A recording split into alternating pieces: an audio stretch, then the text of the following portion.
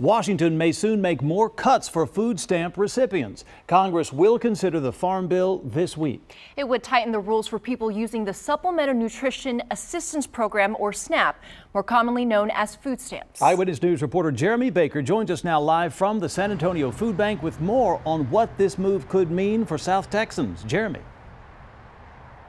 4 million Texans rely on the SNAP program, and leaders here at the San Antonio Food Bank fear that many of those Texans could go hungry and have increased health problems if they lose those benefits, which they will if they don't comply with the possible new laws.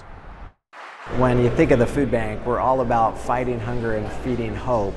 Well, there's not a lot of hope in the proposed cuts. Eric Cooper with the San Antonio Food Bank is concerned about the effects of the so-called Farm Bill. It's that kind of policy that really hurts those that are most vulnerable among us. The Farm Bill would force individuals to show monthly documentation of household income, require individuals 18 to 59 to be employed or be in a job training program for at least 20 hours a week, and raise the maximum age for those facing the time limit to 62 beginning in 2021, exposing 2 million more individuals to the limits. For every one meal the food bank provides, the SNAP program provides 3.